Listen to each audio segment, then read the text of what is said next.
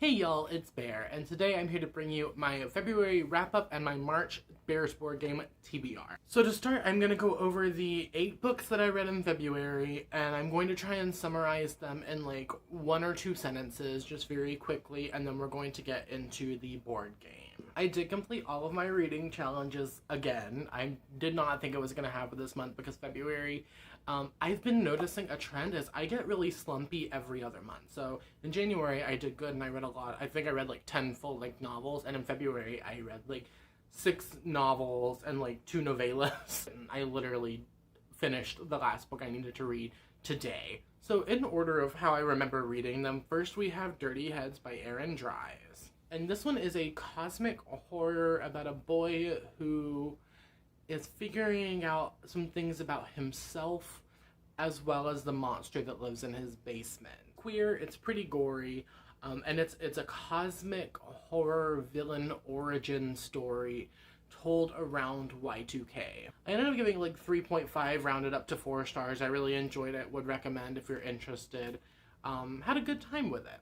Book number 2 was Lakewood by Megan Giddings, which you will be getting in a vlog later this year. And this is a medical horror that follows a girl who agrees to take place in a government experiment after the death of her grandmother in order to help her family's debt. Something interesting about this one I think of note is that no one really talks about how medical horror is inherently tied to psychological horror because of this connection between like your physical health and your mental health, and how both of those are the same thing, but we just don't talk about it. And whenever you dive into that in this book, especially with the focus on Black trauma and the Black trauma associated specifically with medicine and doctors, it's very interesting. It's very spooky. I gave this one 4 stars because the first 2/3 of this book were a lot better than the back half. The back half is told in a letter format that did not work for me, and I felt like the ending was a little bit rushed. And while I understand why the author did that, it just didn't work for me. Still really enjoyed it. I'm not telling you to not read this at all. Just the first 2/3 of the book are better than the last third. Then I read My Arc of Ophelia After All by Raquel Marie. I love this. It follows a girl named Ophelia who, she's living her life. It's very much like a coming-of-age queer story about a girl's senior year of high school. And she's always kind of been known as this boy-crazy kind of person. But she realizes that she likes a girl, and it's dramatic, and it's queer. Everyone's queer. All of these different relationships, dynamics. I really enjoyed it. I think it's a love letter to queer kids everywhere, and I give it 5 stars. It's also out now, so you can go pick it up. I also read it in like fully one sitting. Like I devoured the whole thing in like 3 hours. Then I read Brother by Anya Alborn, which I talked about recently in a video discussing like extreme horror. And this one, I'm gonna say Texas Chainsaw Massacre for the 2010s era reader. This one we follow a family of cannibals living in Appalachia who kidnap women and kill them and eat them, and all of the different fucked up family dynamics that go into that. The drama, just blood and gore and incest and mutilation all throughout. But I really enjoyed this one. I enjoyed this kind of look into a character's very twisted psyche. And this one was also a little bit more dramatic than I thought it would be. So it was fun, and it grossed me out, and it spooked me. Like, it did freak me out and gave me like a good nightmare or two. 5 stars. Then we have The Witch King, which I finally finished after starting it in November for Indigathon. And this one is a portal fantasy that follows trans boy Wyatt, who is a witch who is betrothed to the king of the fairies. However, witches are kind of considered the lower class race by the fairies, so there's like rivalry going on. The fairies don't want a witch on the throne. It's drama, it's political intrigue, it's a good time. However, I think that this book was a little too long. I would have knocked out like 50 pages and it would have been a 5 star, but it, you know, I'm rating it on what it was, and it was a 4. Then we have Nothing But Black and Teeth by Cassandra Kah, which follows a group of like 5 friends going to Japan to elope in this haunted manor. And there's a ghost bride in there that's making them go insane and trying to get a sacrifice, I guess is a good way to word it. My thoughts on this book, I mentioned in my Patreon book club review that went up on the last day of February. I think that this book delivered exactly what it promised, but not what the community thought it was going to give. So I gave it 3.5 rounded up to 4, And I thought it was good. It was fine. I enjoyed it for what it was. It's just that the community hyped it up so much for me, and it felt a little bit lackluster in comparison to all of the excitement surrounding the release of this book rather than the actual discussion of the book itself. Then I read We Can Only Save Ourselves by Allison Wisdom, and this is a novel that follows a girl who gets basically drawn into a cult of women. So you have like a man and then all of his little like girlfriends that live in the house, and it's emotional manipulation, it's drama, it's very dark. It creeped me out. Cult novels have been really working for me lately. My thoughts on this book are mainly the juxtaposition of what it's like for our protagonist Alice, pre-living in the cult, and how she views her kind of suburban, popular, pretty white girl life, and then being in the cult and how she views herself as this part of this greater collective, and then the juxtaposition of all of those things, and how strange she views the outside world after being in the cult. It was fun, it was a little dramatic, and I think it has a very good way of getting under your skin in a way that you don't really realize is going on until something specific happens and it snaps you back in. So I give this one 5 stars. And finally, I read The Last Great American Readathon Book Club pick, and that was Stay Gold by Tobley McSmith. This one made me cry a lot. It was not the cute, fluffy romance I was hoping for. It follows a trans boy who is trying to go incognito at his new school in Texas, but he falls in love with one of the most popular cheerleaders in town. It made me cry a lot. I was not expecting as much discussion of serious topics like, you know, suicide and, you know, dysphoria and bullying to the point of like physical assault and hospitalization. I was not expecting all of these things. I was not expecting the dysfunctional family dynamics on either the popular girl side or Pony's side. It was a lot, so be aware going into this. This is not like a cute, fluffy romance. It's dark. And I ended up giving it... My initial thought was 5 stars, but I think I'm bumping it down to a 4. I think I just do this thing where I read books that reflect my trauma and I cry a lot, and I think that that emotional reaction is a 5-star rating whenever really it's just me crying a lot. So I think I'm gonna give this one a 4. Ultimately not a bad reading month. I didn't have anything below a 3.5/4. Let's hope that March is just as good. So I'm gonna get the board, I'll be right back. So this is where we're currently sitting at right here. Currently we only need 12 spaces until we win again. I can't believe we're already this close to winning. I have this tin that I put the cards and the dice in, so I'm just gonna bust all that out right quick. I draw 5 cards. I have 5 reading prompts that I have to fill that month. I move my little corgi pin around the board and I try and just read all 5 prompts that month. So I'm gonna give them another little shuffle just so you can see I'm not peeking. The top 5 cards, 1, 2, 3, 4, 5. Put those there. We're gonna take y'all down here. Also, I've added in some new cards recently, so let me know if you want like a TBR card tour and I can just show you all of the cards in a video if that's something you would be interested in. And first roll, let's get something good. A 4. Oh, she's stuck in there. I forgot I put a backing on it this time. And first card. Okay. Cloud Gazing. Read a fluffy book. Let's hope that I can find a fluffy book on my TBR. Next roll. A 3. A 3. Ooh, okay. This is the Good For Her card. Read a book that would fit into the Good For Her cinematic universe. It's like the Jennifer's Body, Carrie, Midsommar kind of vibes. A 3 again. 1, 2, 3. Damn it! I got the Gym Leader card again. So that's Gym Leader. Read a book that has a Pokemon typing in the description. That one was really hard to do the last time that I got it. But it's going to be one that keeps going into the deck until I have all 18 types covered. And we have 2 more rolls.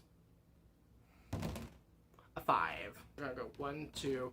And here's my dilemma. We have now hit the winner's area. See, so should I just take it back to start on the next roll? Like, what should I do with this situation? And then I'll decide. Okay. This is the A, B, C, D, E, F, U card. And that is read a book with the letter Z in the title or the author's name. This was submitted by Zoe on Instagram. And then I guess I'm just going to roll again for funsies, and then I'll just move it from those starts. So we're going to go from the winner back to the start. Is that cheating? I don't think that's cheating. Okay, it's not like it matters that much anyway, because I just rolled a 2. So we're gonna go 1, 2. I like that I was making it out to be like this big dramatic thing, and it doesn't even matter. What are you? Okay. Oh, I dropped it. And this is the Flower, Gleam, and Glow card. Read a book with a flower or a plant on the cover. And now we're gonna find books that match the prompt. So I will be back in like 20 minutes. Alrighty, I'm back. It's been, like I said, 20 minutes, and I finally found books that I think will work for these prompts. For A, B, C, G, E, F, U, read a book with a Z in the title or the author name. I have Uzumaki by Junji Ito. I picked that up in a really weird way. It says that this is about a small fog-bound town that has an obsession with spirals, and the tagline is like, spiral into horror. This, I think, is his most popular work. This is the one that I hear everyone say is the best. Although after reading Tomie last year and it being my #1 book of 2021, I don't see how anything could top as my love for Tomie as much as it was. But I'm excited to read this one. This is like the go-to recommendation, I think, for Junji Ito. Everyone always says, start with Uzumaki, and I read 2 of his more popular books before this one. I'm excited to read it. It's been sitting on my TBR shelf for a good couple of months now, and I need to get it off so that I can return it back to my friend Mark. Hi, if you're watching, that's the same one that let me borrow Tomie. Then, Flower, Gleam, and Glow, read a book with a plant or a flower on the cover. We have The Mason House by T. Marie Burton. No, there's a tree right here, that's a plant. I'm calling that good. And this is the book club pick for the last Great American Readathon. This month we are doing Taylor Swift's self-titled debut album, and it fits a lot of the prompts. This is a nonfiction, kind of like memoir told in novel style about T. Marie Burton's life in the Mason house, and that was her grandmother's home, her grandmother's death, and the grief that comes with that. It says it's at once an elegy for lost loved ones and a tale of growing up amid hardship and hope, exploring how time and the support of a community can at last begin to heal even the deepest wounds. I'm expecting this will make me cry. Like, I feel it in my soul. This is gonna make me cry. Then, cloud gazing, read a fluffy book. I have Tide Song by Wendy Zhu. I'm so excited. This is the same artist that co-wrote Mooncakes, and this is Wendy's, I think, first published solo work. And it says it follows Sophie, who is a young witch under pressure to attend the top magic academy. To train for her entrance exam, Sophie is sent to relatives she's never met, her cousins, who seem more interested in giving her chores than teaching her magic, but accidentally entangles it with the magic of a young water dragon named Lur, who gets trapped in human form. So Sophie has to choose between losing her friend and a great magic teacher, or the dragon's happiness. This is gonna make me feel all the things. I hate that expression, but Wendy Zhu makes me feel so many things. I followed this book's journey as she was posting art from it. Like, I remember her posting art about it and just being like, yes, yes, yes, yes, yes. And for the gym leader card, I'm not allowed to redo types, so I can't do dark again. So this time we're going ghost. And we're reading The Girls Are Never Gone by Sarah Glenn Marsh. Follows a supernatural skeptic who runs a paranormal investigation podcast, and she needs her ghost-loving listeners to tune in. Her name is Dare, so she takes on this case of this, like, haunted house. A girl drowned and her spirit haunts the estate, and obviously Dare doesn't believe in ghosts, but there is the cute daughter of the estate's owner, and also paranormal things happen. And the word in this one is ghost. That's the Pokemon type in the book. And then we had the Good For Her card, which was the hardest one to find one for. Good For Her, read a book that's set in the Good For Her cinematic universe. But I'm going to go with The Obsession by Jessie Q. Sutanto. And this one is simple premises. Boy meets girl, boy stalks girl, girl gets revenge. This is also one of my Kaboom books that I need to read before October. So I was glad that I found a way to put it in here. It says it follows a boy named Logan who believes that he and Delilah are meant to be. But Delilah doesn't know who Logan is. He starts to stalk her, and she decides that she's going to get revenge and reclaim her power. I've literally never heard anyone talk about this book, so I'm excited to give it a shot. I've heard people mention Jessie Q. Sutanto, but not this book in particular, just the adult books that they've written. Finally, unfortunately, I couldn't find a way to fit this into one of my TBR cards, but we have Gloomtown by Ronald L. Smith, and this is my Patreon book club pick for the month of March. It's green. If you join my Patreon at any tier now, you have access to the book club. It'll be a reading vlog or a review video where we discuss it. And this one says, 12-year-old Rory applies for a job at a spooky mansion in his gloomy seaside town. He gets a bad feeling about the owner, Lord Foxglove. Seafaring mythology, delightfully creepy magic. I've heard that this is like a Lovecraftian horror middle grade set in a seaside town. So that's all I have for you today. That's my February wrap-up and my March TBR. If you enjoyed this video, let me know by liking, subscribing, sharing, as well as answering the comment question of the day. Comment question of the day, let me know the best book you read in February and the book you're most excited to read in March. Personally, I think the best book I read in February is either Brother by Anya Alborn or Lakewood by Megan Giddings. Or Ophelia After All. That one was... my brain is in a horror mood, but Ophelia After All might have been my favorite book I read. And the ones that I'm most excited to read... It seems like we just have like an ocean theme going on here. Because these two don't have anything to do with the ocean. Or lakes, or rivers, or anything like that. But these three all have to do with the ocean and the beach and stuff. I think the ones I'm most excited for are either The Girls Are Never Gone or Gloomtown. And if you don't have time, you don't have the spoons, you don't have an answer, or you don't want to answer, let me know you made it all the way to the end of the video by leaving me an emoji, preferably a yellow heart or a smiley face emoticon. All my social medias, as well as everything and everyone I've mentioned today, will be downstairs in the description, as well as places you can support me further if you so choose. Like the aforementioned Patreon, my Amazon wishlist, my PayPal, etc. And yeah, I hope you have a wonderful whatever it is, wherever you are, and I will see you next time for another video. Thank you for watching. Okay, cool. Bye! And here's the posy thumbnail part that's just become a staple in my video. I have to be like, here's the board. I have to cover this guy. Here's the board.